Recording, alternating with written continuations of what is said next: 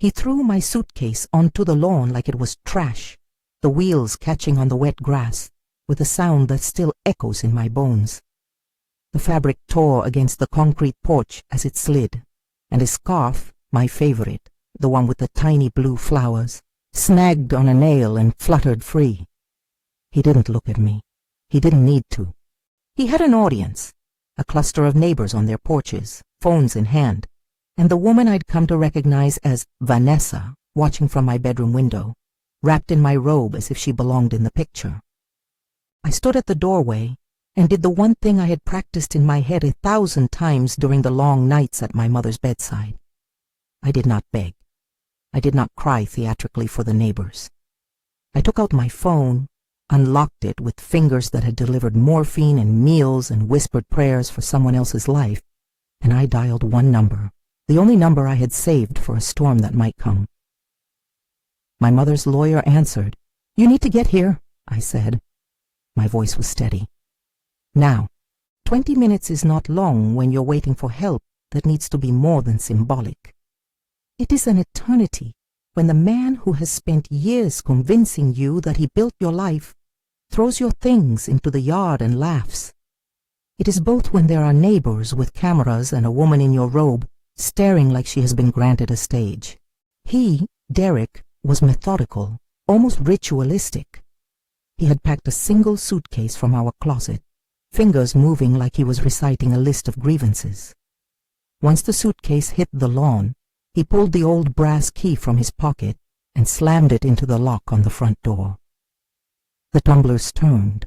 The lock clicked. He tested the handle. Then he turned to the neighborhood and raised his chin, an absurd little salute to the crowd as if he had just completed a public service. Vanessa watched from the upstairs window. She had my robe on. Its cotton smelled faintly of the laundry detergent I prefer, the coffee I never got to finish this morning, a soft vanilla undertone. She moved like someone who had practiced being inside my life. Her hair was in a messy bun, lipstick smudged from laughter. I could see the neighbor 2 houses down, Jenny Morrison, whispering into her phone, and Mr. Kowalski leaning on his cane, eyes narrowed. Mrs. Patterson, whose windows always smelled of lemon oil, stood with her jaw tight. If humiliation was the point, Derek had planned it well. If intimidation was the goal, he had underestimated 2 things: what my mother had taught me about preparation and how fast a quiet, practical plan can turn a spectacle into a courtroom. I stood on the steps and watched him close the door behind him, heard the bolt slide, and then I dialed again. This time I spoke to the person I had prepared for, with more than hope. Richard Brennan, my mother's attorney. I had met him at the hospital once, when Eleanor, my mother, was thin and tired but sharp as ever. She had insisted on a formal plan, not because she distrusted me, but because she knew the world could run on other people's ambitions. She had told me once, with that fierce softness she wore like a shawl, "Sarah, if anything happens, don't let anyone rewrite the history you grew up in." When Richard said he could be there in 20 minutes, my knees stopped trembling. Not because I was fearless, because my mother, in the months when hospice blurred and sharpened in equal measure, had put things in place that would speak louder than an angry man on a porch. I could see it all. Derek's hand on the doorknob, Vanessa's silhouette in the window, the neighbors circling like gulls. The world had narrowed to the phone line, and the time it would take for a lawyer who had known my mother for decades to arrive at this house and open a stack of paper that could undo a man's theatrics. If you want to hear how this unfolded, stay with me. I put the phone in my pocket and walked to the edge of the yard. The suitcase lay open, a half-empty life spilled onto the grass, my toothbrush, a sweater, a novel I had never finished. Derek paced the porch like a man waiting for applause. Vanessa, brave from a distance, waved as if she were greeting guests. Someone laughed. Someone else said, "You should have seen it coming." I had seen most of it coming, not because I had suspected everything, but because my mother had taught me to plan for what you can't always predict. Eleanor Mitchell had always been 3 steps ahead of catastrophe. She had been the sort of woman who scheduled her affairs with the same precision she scheduled her garden. Careful lines, labeled envelopes, trusted hands. When she was diagnosed, she had become even more deliberate. I found myself in the middle of a map she had drawn, full of contingency plans. There was a sealed envelope she had insisted I keep in my kitchen drawer, with a simple instruction. Open only if you must. This is an inferred detail. She did give me a sealed envelope. I will quote what I did. The exact phrasing is condensed here for clarity. Inferred. I remembered the way she had sat up in her hospital bed, the skin at her wrists paper thin, and told me in a voice like dried leaves, "If he ever thinks the house is his, you call Richard. Promise me." I had promised. Tonight, that promise was a small, bright thing in my chest. 20 minutes stretched, and neighbors tightened around the perimeter like a slow-moving crowd at a street performance. Phones recorded, videos would be uploaded. Evidence, accidental and immediate, was being created by the people who lived within earshot. The first 10 minutes felt like a rehearsal of what might come. Derek paced. Vanessa stepped back from the window and peered down at the suitcases scattered like evidence. Someone from across the street shouted, "That's cold, Derek!" A toddler in a stroller looked up, confused. The public moment of his betrayal was beginning to calcify into a memory that would belong to the block as much as to me. At minute 12, my phone buzzed. Richard on his way. At minute 15, Mrs. Patterson shouted that she could see a man in a dark suit crossing the street. No mistake, it was him. At minute 18, my heart thudded hard enough to make me dizzy. At minute 19, the sound of a car door slamming cut through the murmurs. A man in a suit stood at the end of my walk, as composed as if he owned nothing and all at once the authority of the legal world. He carried a leather portfolio under his arm and wore the kind of calm that comes from years of holding other people's crises without flinching.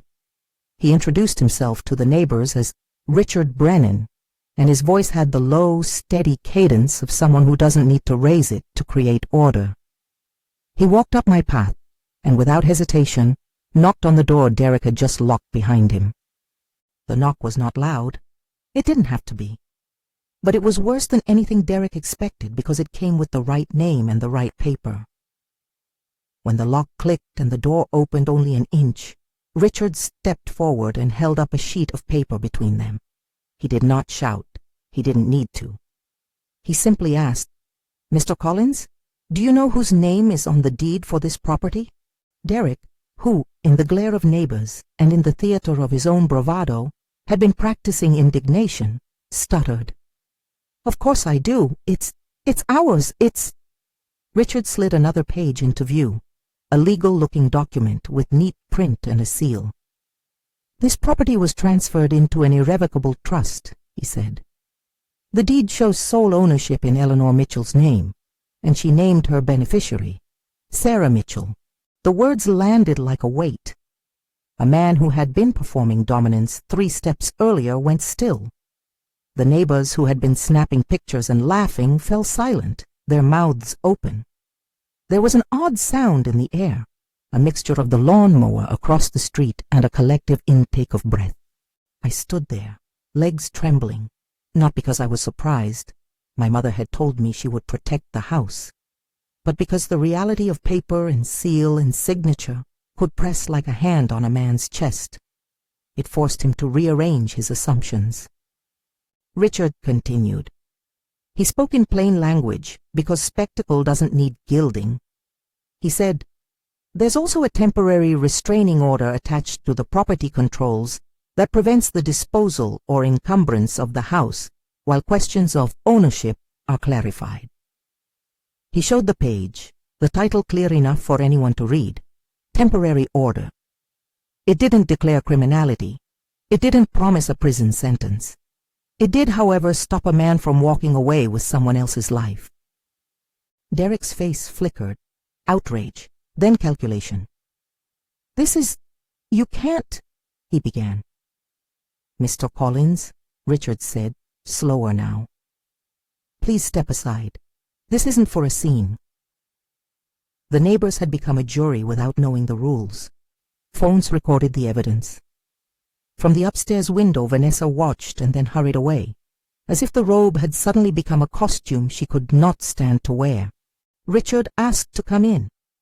He said he needed to deliver the papers formally, to document the service, to leave a notice with the city records.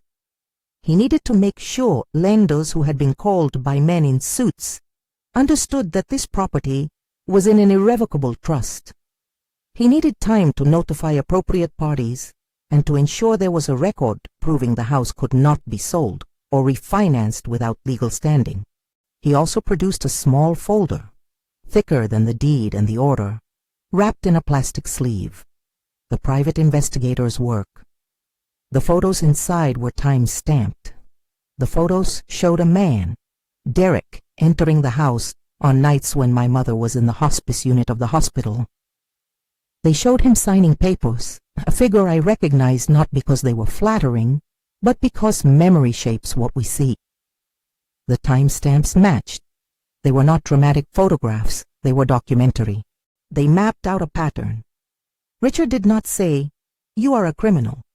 He said instead, "We have documentation here that will help the proper officials understand the context and the timing. This is important evidence." Derek's face lost blood. He looked at the folder like a man looking at a bank statement he didn't have the funds for.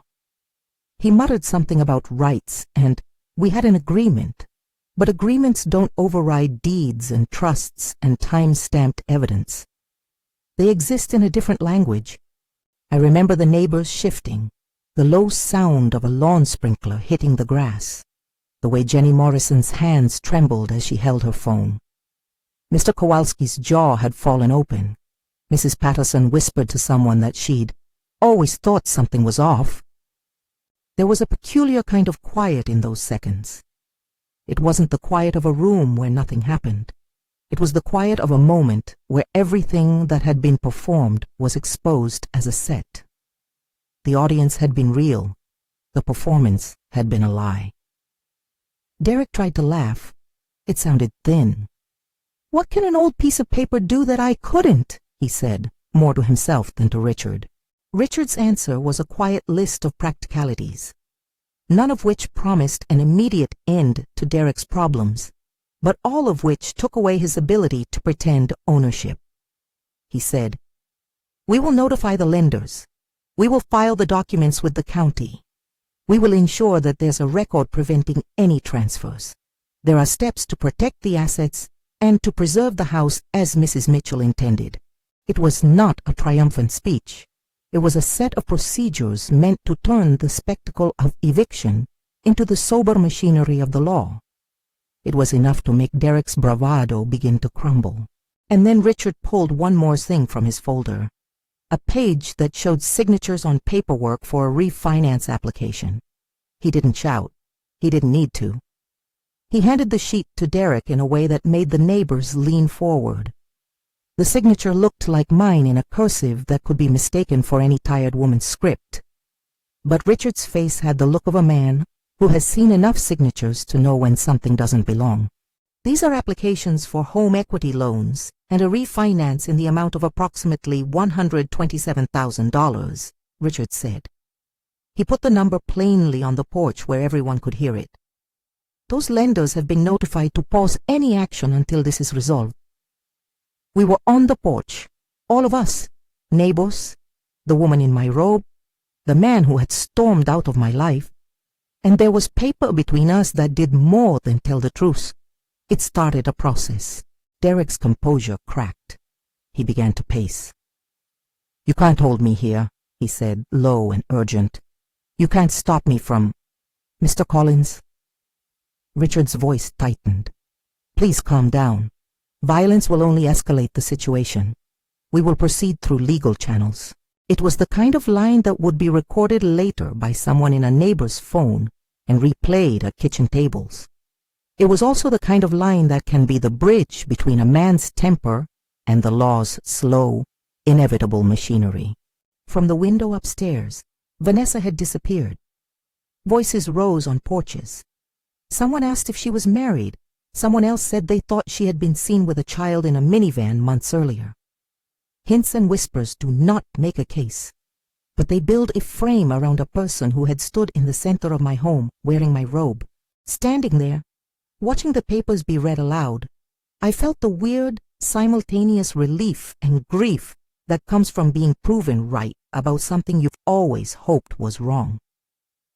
The private investigator's photos were not the dramatic photos you'd see in a movie. They were timestamps and angles, documentation. They were, however, damning because they told a timeline. Visits during my mother's worst hours, signatures at odd times, a pattern of presence, and paperwork. They showed what my chest had suspected, but could not alone prove. Neighbors offered their testimony without being asked. Mrs. Patterson produced a clip she had taken minutes earlier of Derek sliding the lock. Mr. Kowalski had footage of Vanessa in the window, cutting between him and the sun. Jenny Morrison passed her phone to Richard. Evidence wasn't simply legal in those moments. It was communal. Derek turned suddenly to me, as if the last of his arrogance needed to find a face to aim at. "You knew this was coming from her," he snarled. "You planned—" "My mother planned for me to be safe," I said. My voice did not tremble. She left instructions. She had someone ready if she needed it. She wanted to protect what was hers and what she gave to me.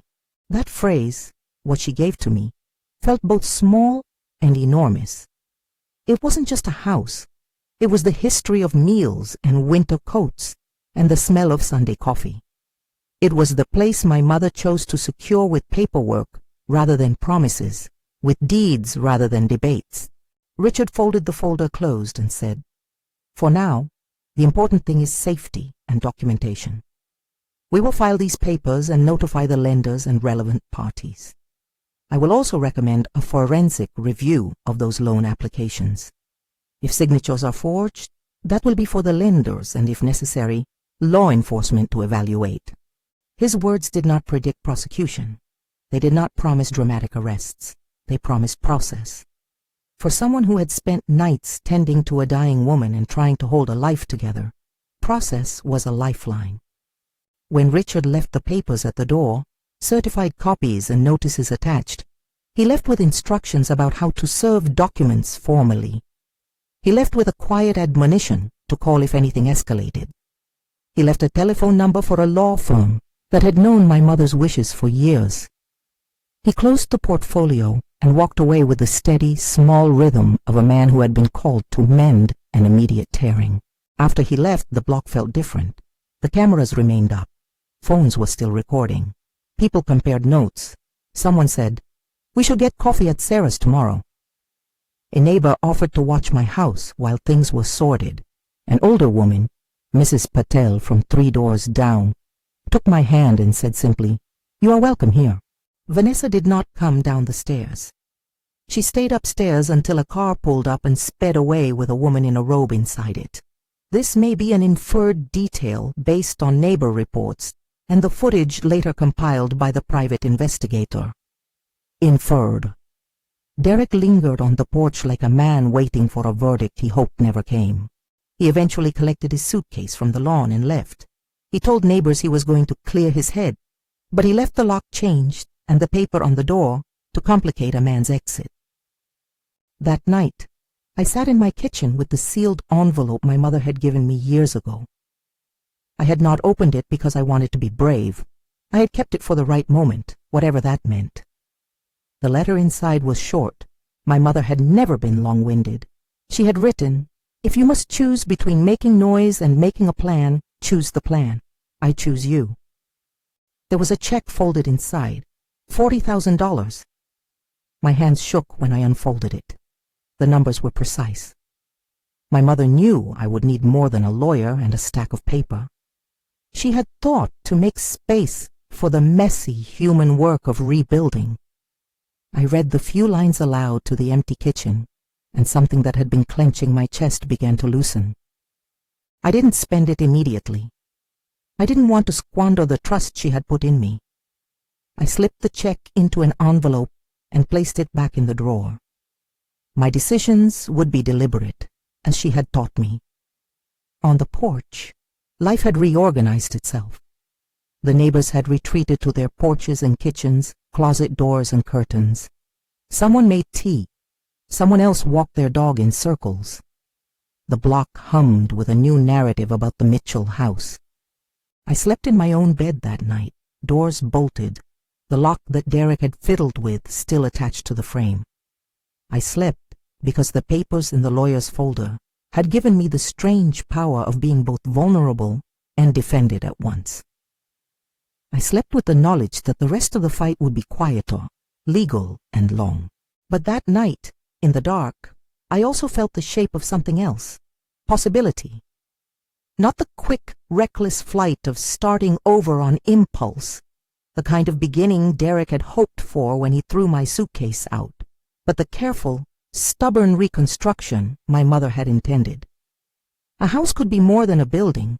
It could be a ledger of promises, a map of memory, and a center for a life rebuilt with intention.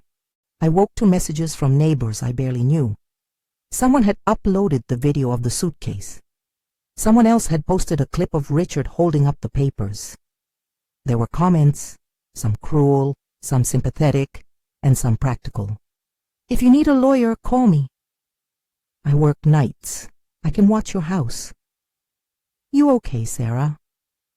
By morning, the first lawyer's notices were filed. Lenders had been contacted to pause any attempted transfers. The private investigator's photos, time-stamped and sober, were being compiled into a dossier. There were whispers that signatures did not match, that applications had been made in odd hours. I did not repeat those as fact. I knew them as the content of a folder in a lawyer's briefcase and the beginning of an inquiry. The woman who had been in my robe, Vanessa, sent a terse text. We were in love. She did not explain how being in love justified wearing my things in my house, or how it excused the signatures on loan documents I had never authorized. The message made me feel the dull ache of being spoken about as if I were a setting rather than a person. I saved the text. It would be evidence, like everything else. There were decisions to be made, whether to seek a formal eviction, whether to pursue lenders for the alleged forgery, whether to involve law enforcement. Richard would help me navigate those paths. The lawyers would sift signatures and deposits and timestamps and decide what could be proved and what would remain allegation. My role was simpler and more wrenching: to keep breathing, to take one legal step at a time, and to consider what this house would become. In the days that followed, neighbors filed statements and handed over videos. Mrs. Patterson produced 2 more clips, one of Derek carrying in boxes late at night when my mother had been asleep, another of Vanessa parking in the driveway at odd hours. Jenny Morrison gave the investigator a clearer angle of Vanessa in the window. Mr. Kowalski, who had an old VHS camcorder habit from decades ago, produced a shaky but useful clip of lights on in the house at 3 in the morning. The private investigator assembled the tapes. His report, methodical and unemotional, read like a timeline. It did not judge motives, it recorded presence. He had been hired by my mother when her constitution began to thin, another of her practical steps. I had, in those days of hospice visits and bad coffee, thought it odd to hire someone for surveillance, but she had smiled at me and said, "You never know where necessity will come from." I only realized how right she had been when the investigator's photos matched the moments I had tried to hold together in my memory. There are stories where the hero leaps and everything falls into place. This was not one of them. There would be long phone calls with insurance companies and lenders. There would be long emails with banks insisting on paused lines of credit. There would be interviews with clerks at the recorder's office and days waiting for the county to process a temporary filing. There would also be the messier, human parts. Derek sending me short, furious emails, Vanessa's hints that she had children and a life elsewhere, neighbors offering casseroles and ears. But the pivot, the moment that rewired the evening, happened in 20 minutes. A suit, papers, and a private investigator's timestamps. What had been a public spectacle of dispossession turned into a public accounting, deeds, trusts, and evidence declared in the light of day. I walked the house that evening, touching the banister my mother had polished, looking at the framed photos where her face was always laughing and fierce. I held the envelope she had left. She had given me more than money. She had given me preparation, paperwork, a network of people who would testify at the most crucial moment. She had given me the ability to take something that had been ripped away with noise and turn it into something that could be repaired with law and community. The story was not over. It had, in those 20 minutes, shifted its center. Derek had not been humiliated into oblivion. This was not a movie. He had been stopped from turning a house into a commodity on the spot. The legal gears had begun to move. Evidence would be reviewed. Lenders would decide whether the signatures were authentic. The private investigator's dossier would be read by people who handle signatures and paper as their trade. Vanessa's place in all of this had been reduced from a glamorous co-star to a person whose presence was documented in timestamps and neighborhood clips. That night, neighbors left casseroles at my door. Mrs. Patterson knocked and handed me a thermos. Jenny Morrison offered to watch my house. Mr. Kowalski, whose back had started to stoop over the last year, sat on my porch and said he wanted to testify about the times he saw lights on late.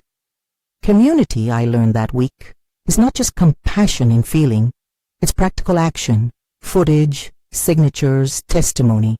I sat at the kitchen table and opened the envelope again. The check looked real in my hands, my mother's handwriting on the little note like a compass to follow in days when I would be tempted to panic. That money would be the mortar for the next steps, not for immediate shouting matches, but for practical things. Consulting with forensic accountants, paying for temporary living costs if needed, setting aside funds for legal fees. There are moments when the world rearranges itself, and you are left with the task of naming the pieces. The night Derek changed the locks became one of those moments. What was public? What was private? What was evidence? What was community? It had shown me that a prepared paper, a careful plan, and witnesses could prevent a theatrical dispossession from becoming permanent. But it was also clear that the paper and the timestamps were the beginning of a longer process, the part where systems move slowly and sometimes painfully. There would be calls from lenders. There would be questions to answer. There would be a woman in a robe whose story I did not yet know. And there would be the matter of my mother's gift, $40,000 folded into a long-term plan to set me on my feet. As dawn broke over the street and people went to work and children walked to school, the story that would define the next months had started in those 20 minutes. The rest would be legal and mundane and human, and I would be the one to carry it forward, step by careful step. The next weeks were a series of small, relentless combustions, phone calls, appointments, envelopes with stamps, each one a tiny explosion that changed the temperature of the life around me. The initial shock on the porch had been its own kind of violence. The slow work that followed felt like cleaning up after a storm. You fold soggy photos, you dry the frames, you call the insurance company. You learn to name what is salvageable. Richard set a rhythm that was practical and unromantic, exactly what I needed. Call the lenders, request freezes, file a notice of the trust with the county recorder, and send the private investigator's dossier to the parties who might care.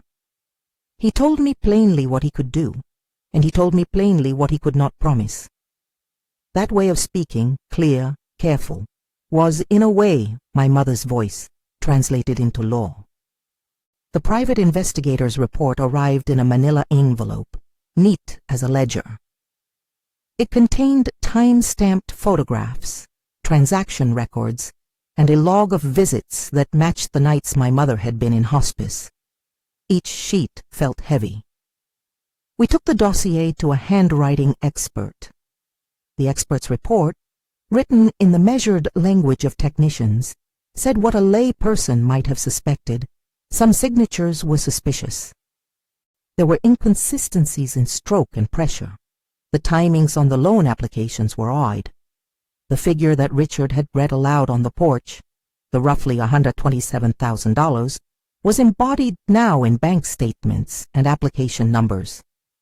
These lenders will not move forward while the county has a notice and while we present concerns, Richard said. They have compliance departments for this. They will open inquiries. They may seek to reclaim funds if they find fraud. I'm going to push for an audit of those transactions. He did the things that needed doing. He called. He filed. He paced calmly while I felt the room tilt under the weight of angry emails and threatening voicemails I did not return. Derek sent messages that tried to sound reasonable and messages that were raw with accusation. He asked neighbors to vouch for him. He told anyone who would listen that he had been building a life here too. I did not answer him. I answered Richard. There were practical expenses involved in uncovering the truth. The handwriting analysis cost money. The private investigator's hourly bills had to be covered.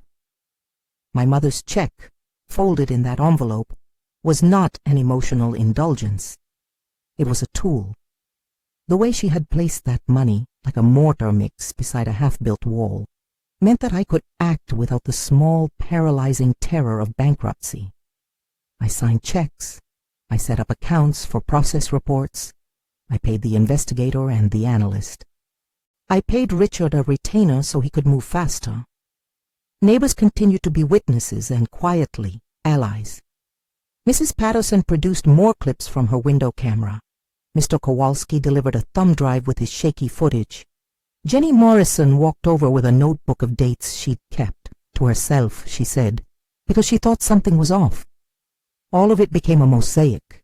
It was not proof on its own, but it was a texture that, combined with the deeds and the investigator's timeline, made a story that could be corroborated. Meanwhile, Vanessa's presence in my life shifted from a vivid insult to a puzzle to be solved. The terse message she sent, "We were in love," sat on my phone like a souvenir of a foreign language I no longer wished to read. I turned that text over like an old coin and then turned it into a file. Richard ran a background check. The report confirmed something the gossip had already whispered. She was married. She had children. Her legal name and the name she used in my house did not line up. A check of public records showed a husband named Thomas Morrison and children listed under addresses miles away. A week later, out of a neighbor's car, he appeared. How to describe a man who comes to your doorstep carrying paperwork that names the woman who sat in your bedroom window? Thomas looked tired in a different way than Derek did. His exhaustion had been worn like someone who had been building a life and had it pulled at odd seams. He had the soft, harried look of a man who had been called suddenly home from work and handed custody papers and a lawyer's number. He walked up my path with a sheaf of documents and children clinging to his arms, two small, practical faces carrying the confusion of what adults make of love and debt. He did not storm. He did not shout. He asked to speak to me. He introduced himself simply, Thomas Morrison. He said his voice like the name of someone trying to anchor a chaotic morning. "I came because I needed to see for myself," he said. His hands shook when he opened the folder. Inside were divorce filings and custody papers. He told me quietly that he had a wife who had not told him where she spent nights for months. He had paperwork that began to describe absence, dated notices, claims of separations, notes for child care that did not align with her schedule. He said he had known that she had a life she hadn't mentioned, and now he was holding the evidence in a way that felt, for him, like betrayal, and also like the beginning of legal clarity. When I told him simply that Vanessa had been here wearing my robe while Derek changed the locks, his face collapsed like a bridge losing a crucial beam. The children clung to his legs and asked in small, blunt voices, "Are you okay, Daddy?" I met their eyes. They were not villains. They were civilians in a conflict that did not belong to them. My anger had to find a root that protected them. Thomas handed the documents to Richard. He agreed to testify about the marriage and the custody matter, not because he wanted to humiliate Vanessa, but because he wanted the truth laid bare in the places where truth could do practical things, in courtrooms, in filings, in the arithmetic of custody and support. He was not there to prosecute. He was there to make sure his children's lives were not collateral in someone else's performance. This arrival turned Vanessa's posture from mysterious to vulnerable. She had been a dazzling figure in my living room for months at best, and a stranger at worst. When Thomas confronted her in a neighbor's car just long enough to ask who she had been, Vanessa grew smaller than the figure in my window. She left the block the next day. Neighbors filmed as they had the first night. Later, the investigator confirmed the car's license plate and the timeline. Inferred. Her departure was sudden and without fanfare. Neighbors later told me they saw her with a child in the back seat and that she had packed quickly. The footage and Thomas's testimony were joined into the dossier. I told myself in those weeks to keep my focus narrow, keep it on facts, keep it on documentation, keep it out of vengeance. Richard agreed. We have to treat this like a civil matter with potential criminal aspects if the lenders conclude fraud, he said. But we move in measured steps. We preserve your safety. We preserve the house. We compile the evidence. We let the institutions do their jobs. There were moments when the institutions did not feel like allies. Banks can be slow beasts, moving only when prodded. Lenders requested original documents and proof. It felt absurd to produce my mother's signature and then have it analyzed like the evidence in a cold case. The process was humiliating in its own procedural way. The asking for proof, the providing of evidence, the waiting for decisions to trickle back through compliance units. But slowly, step by step, the gears turned. Lenders paused the action. Title companies noted the notice on the record. The county flagged our filing. People who handled signatures and transfers looked at the dossiers we presented and gave us letters that said only what was necessary. We've received your request. We will review. On the block, life rearranged itself with smaller rituals. Mrs. Patterson brought casseroles. Jenny Morrison adopted a schedule of walks that forced her past my door at set times, ostensibly to make sure no one tampered with the house, though I think she mostly wanted to offer a witness on call. Kowalski, with a VHS tape he had found at the back of his closet, sat with me one afternoon in my kitchen and told me stories of the street. Births in the backyards, an old 4th of July when everyone swam in sprinklers, the way my mother used to hand out cookies on election day. These stories were not legal documents, but they were a kind of moral ledger, the community saying in small ways that the house belonged to more than one person's claims. I began to think about what I wanted this place to be after the legal fog lifted. My first impulse was practical. Set money aside for legal fees, get a home security system that recorded more than sporadic cell phone video, set up a P.O. box to keep official notices from getting lost. But then another idea arrived, quieter and steadier, like a plant sprouting in a crack.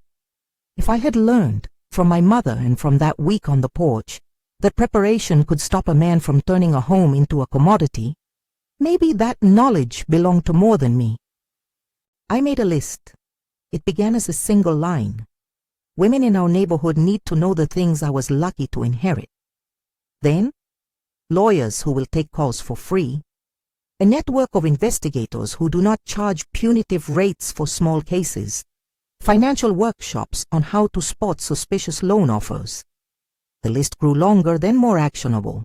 I sat with Richard and a friend from my mother's knitting circle, an organizer in the neighborhood who knew how to book rooms and write a flyer, and we sketched the first meeting for what I called in very practical terms, a support circle for women facing domestic financial abuse and displacement. We used my mother's check to seed the project. It was intentional. I paid for a rented meeting room in the community center for 3 months, covered speaking fees for a legal aid attorney the first night, and hired a counselor to facilitate the emotional part of the meetings. That money would go further if we treated it like a bridge rather than a fountain.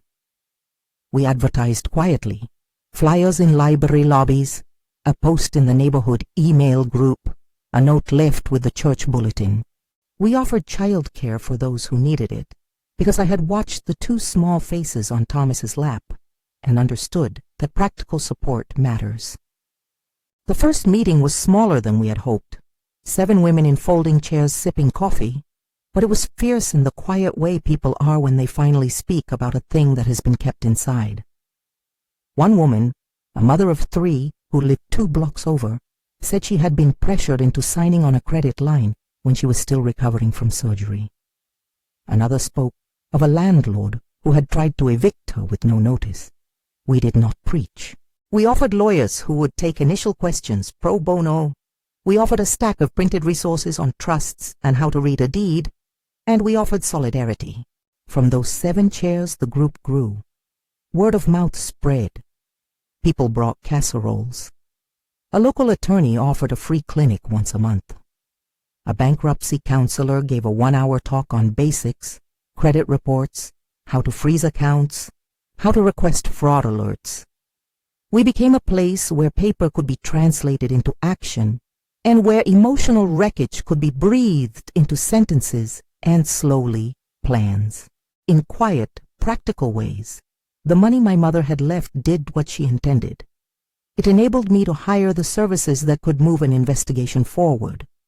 It paid for a forensic handwriting analyst who produced a report that, in plain terms, said there were multiple irregularities in the loan documents purportedly signed by me.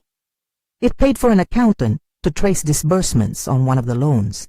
It paid for printing and postage and babysitters so women could come to meetings without worrying about logistics. It was not a cure. It was the beginning of infrastructure for slow repair. Derek's role in this shifting film of life became smaller.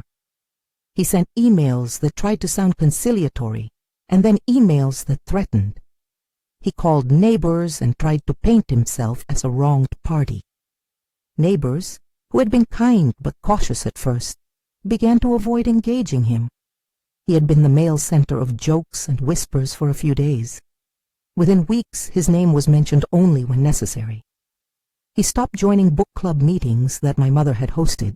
I stopped expecting him to appear on the porch with some showy gesture of remorse. People move in and out of houses.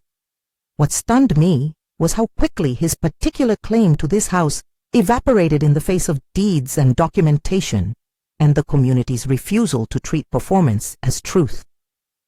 We began slowly to hear back from lenders. Letters arrived that said only what bureaucracies say, expressions of receipt, notes that inquiries were open, requests for further documentation. No page screamed victory. The tone was careful. The lenders would, in the coming months, determine whether actions were fraudulent and what remedies were available. That work, the forensic accounting and compliance reviews, was procedural and slow and utterly necessary. I learned the vocabulary of slow justice. There were moments of grace threaded through the procedural grind. An elderly woman from the next street, Mrs. Patel, asked if she could knit small blankets for the support group's child care corner. A teenager who worked at the hardware store offered to install an extra set of window locks for free. One day a woman I had never met left a bag of winter clothes on my stoop with a note, "For your children, if you need them." The neighborhood had turned into both microphone and safety net, and there were days when the grief arrived in heavier waves. My mother's invisible presence became more apparent in the domestic routines she had once held.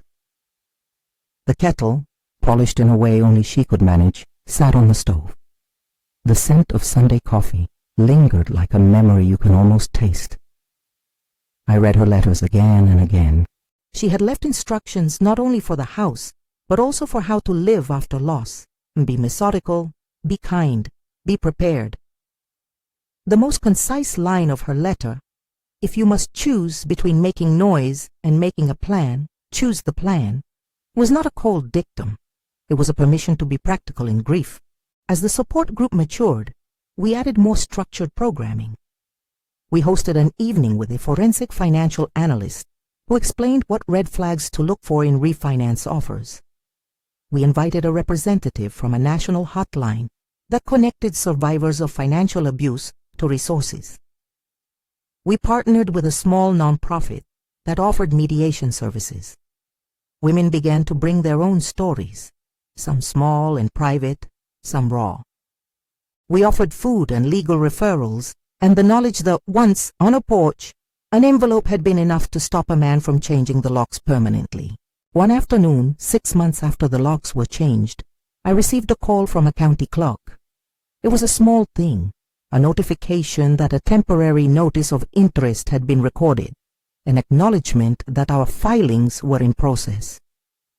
The voice on the line did not promise a tidy end, but it sounded like the sound of a door being opened very slightly. It was enough to make me breathe a little deeper. At the same time, Thomas's custody proceedings moved forward in their own painful way. He and Vanessa were living their lives on separate legal timelines, and his cooperation with our filings did not make him less protective as a father. I put my arm around his children at a Thanksgiving that year, which was in many ways the first major holiday after all the upheaval. They were quieter than most kids at that age, still alert from living through adult contradictions. I kept my conversations with Thomas factual and brief. We shared coffee. We shared a casserole. None of us wanted a spectacle. There were small victories. A lender acknowledged receipt of our request for a freeze and confirmed it had paused any disbursement pending investigation. Another lender reported anomalies in a paperwork chain that they had flagged for review. These acknowledgments did not mean criminal charges, and neither Richard nor I ever framed them that way. We framed them as progress within systems that take time to move. The word progress felt like small, warm pieces of bread, not a grand feast, and that is how we ate it. I also began to rebuild my life alongside the legal work. The support group gave me purpose in a way that grief alone never had. We raised a small fund, seed money that helped women pay for initial legal consultations. We organized workshops on estate planning so other women would not be caught unprepared. We started a volunteer network where someone could help a neighbor figure out which mail to save, how to read a lender's letter, or which boxes to prioritize when moving. Our work was practical and incremental, and sometimes invisible. Slowly, the idea of dating again came back into the room like a shy courier with an apology. It was not urgent. It was cautious. I met someone, safely in a coffee shop where there were witnesses and easy exits. His name was Michael. He was a teacher who liked late summer tomatoes and told quiet jokes about grammar. We dated slowly, measuredly. I told him about the house when I felt it was time. He listened without theatrics and then helped me move a bookshelf. Romance, after a public humiliation and months of legal limbos, felt like a small tentative practice in trust. I did not speak about it as a grand recovery. I called it an experiment in doing ordinary things again. 18 months after Derek slid the lock that made its metallic click into the night, I hosted Thanksgiving in the living room where Vanessa had once stood. The house smelled of rosemary and sage and coffee, the ordinary steady smells of a home. The table was crowded in the best possible way. Neighbors, friends from the support group, a few of the women who had come to those early meetings with stories folded tight around their throats, a couple of Richard's colleagues whom I had never met before, but who had signed affidavits and shown up in courtrooms and offered more than legalese. They offered patience. Thomas brought his children for a short visit. They ate mashed potatoes with the quiet concentration children reserve for things they like. I watched them and thought of the strange, tangled way adult choices ripple into small beds and backyards. I watched the neighbor kids run in the yard and the older men on the porch with mugs of coffee, talking about the newspaper. And I realized the house had absorbed a new set of memories, layered over the old ones rather than erasing them. The support group had grown, from a few folding chairs to a network of volunteers and a small roster of monthly pro bono clinic hours, provided by an outreach-oriented law firm.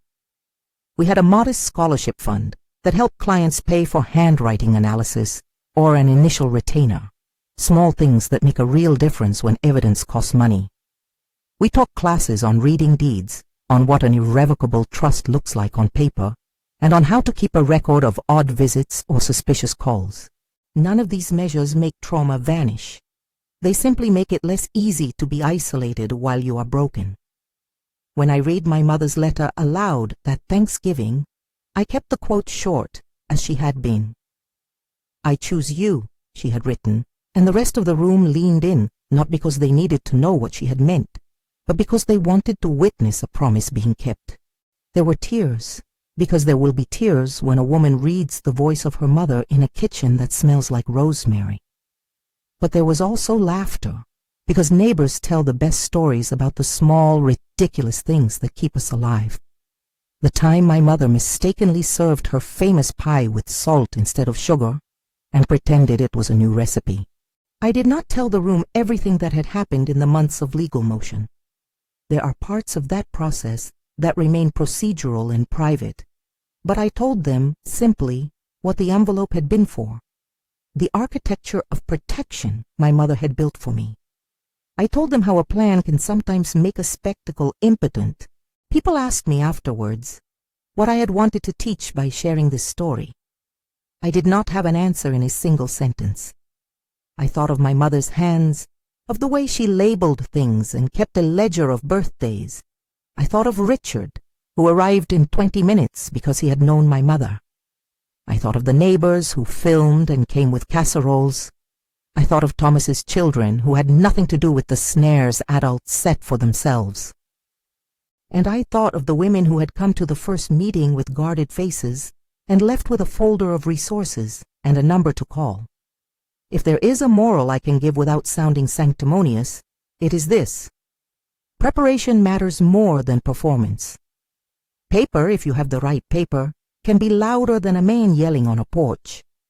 A sealed envelope can function as a kind of kindness that organizes the months ahead. Community matters. Legal processes are not glamorous. Most of the fight lives in quiet emails and bureaucratic forms, but they can provide scaffolding for repair. There were costs. The money my mother left was not infinite. I had to prioritize. The support group's scholarship fund is modest and sometimes stretched thin. The lender's investigations remain, in some cases, unresolved. That is the nature of institutions that deal in compliance and regulatory review. I cannot promise that every woman who comes to our group will get restitution or even decisive vindication. What I can promise is that she will not be alone in the paperwork and that we will try to make the path less lonely. Derek's absence has become part of the texture of the block. He lives somewhere else now, I think. Neighbors said they saw a moving truck, but I did not keep track. I kept track of other things: the calendar for the support group's next meeting, the list of pro bono lawyers, the child care roster for the evenings we host workshops. I thought often about the quiet of my mother's planning and how that quiet had been the opposite of passivity. Planning is an act of fierce love. Sometimes, in the middle of the night, I still wake to the echo of the suitcase hitting the lawn.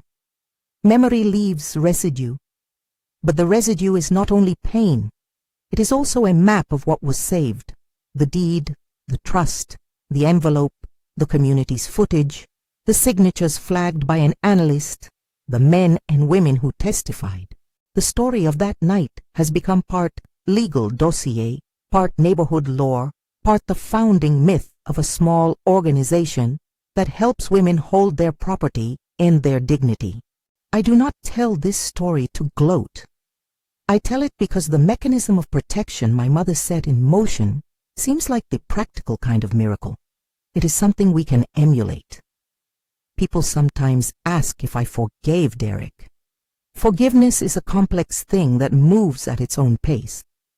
For a long time I practiced indifference as a shield. Over time, indifference has softened into a kind of worn compassion for the ways people break themselves and one another. That is not forgetting. It is, perhaps, the softest form of survival. When I close the door at night, I sometimes run my hand over the banister my mother polished with obsessive care. The house still remembers her. So do the neighbors. So does the support group that meets in the small room at the community center. We have a small library now, with printed guides on estate planning and sample letters to lenders, and a folder that explains how to get a security freeze on a credit report. We also have a list of numbers to call if you are facing something similar.